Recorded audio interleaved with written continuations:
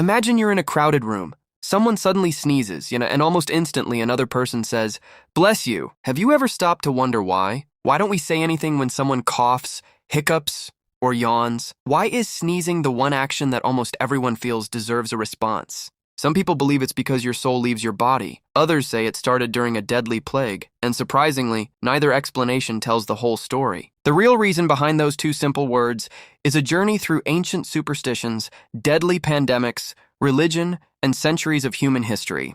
By the end of this video, you'll never hear someone sneeze the same way again. To understand why people say "bless you," we have to travel back thousands of years, long before modern medicine, when a simple sneeze could leave people confused, frightened, or even convinced that something supernatural was happening. Ancient people didn't know about viruses or allergies. They had no idea that tiny germs could make someone sneeze. So, they searched for explanations in the only place they could: myths, religion, and the unseen world. In many ancient cultures, a sneeze wasn't just a bodily reaction. It was believed to be a sign from the gods, a message from the universe, or even evidence that spirits were nearby. Some believed a sneeze meant your soul had briefly become vulnerable, making it possible for evil spirits to enter your body. Others believed the opposite, that sneezing forced harmful spirits out of you. In either case, saying a blessing was thought to offer protection. The ancient Greeks and Romans also paid close attention to sneezes. They often treated them as omens. A sneeze at the right moment could be interpreted as a sign of good fortune or divine approval,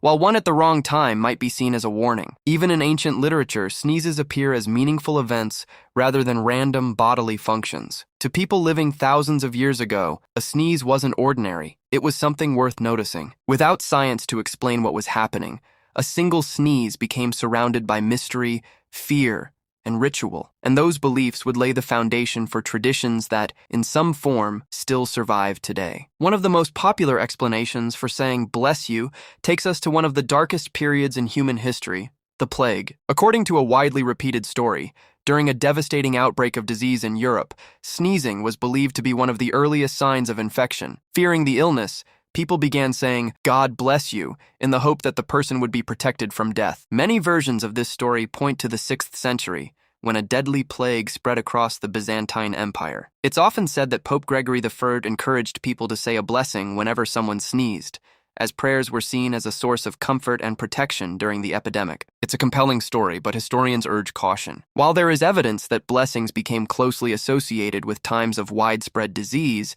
there is no definitive historical proof that this single event is exactly when the tradition began. In fact, people had already attached spiritual meaning to sneezing centuries before the plague. So rather than creating the custom from scratch, the plague may have strengthened an existing tradition. During an era when medicine could do very little, offering a blessing was a simple way to express hope, compassion, and solidarity in the face of fear.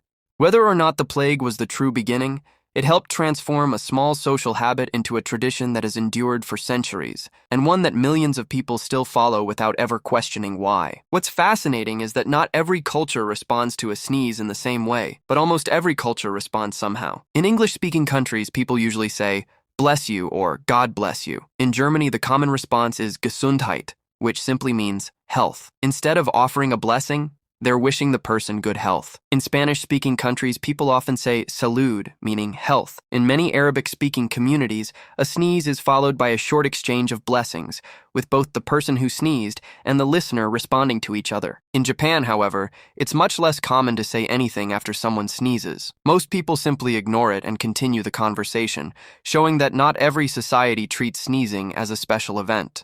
Some cultures even developed unusual beliefs around sneezing. In parts of the world, people believed sneezing once, twice, or 3 times carried different meanings. Others thought a sneeze could predict good luck, bad luck, or even that someone, somewhere, was talking about you. Although the words are different, the idea is remarkably similar across many societies. A simple sneeze became more than just a reflex. It became a moment for kindness, protection, or good wishes. It's amazing that one tiny action, lasting less than a second, inspired traditions that have survived across continents for thousands of years.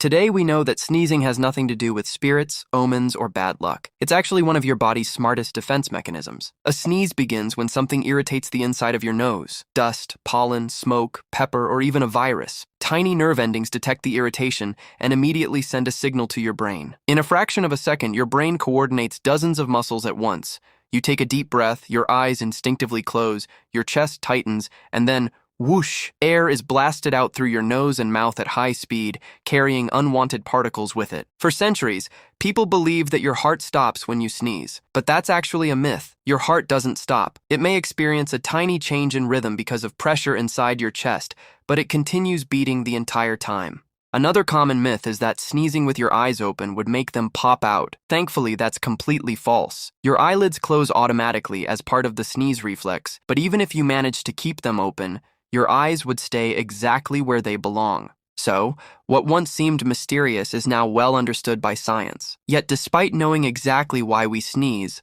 we still hold on to a tradition that began long before anyone understood what was really happening. Sometimes history survives not because it's scientifically accurate, but because it's become part of being human. The next time someone sneezes and you instinctively say, "Bless you," remember that you're taking part in a tradition that stretches back thousands of years. What began as ancient superstition evolved through religion, survived deadly pandemics, and eventually became a simple act of courtesy. Even though science has explained exactly why we sneeze, the tradition itself never disappeared. It's a small reminder that many of the things we do every day aren't based on logic alone. They're echoes of history, customs passed from one generation to the next, until they become second nature. So the next time you hear a sneeze, you'll know that those two little words carry a surprisingly long and fascinating story.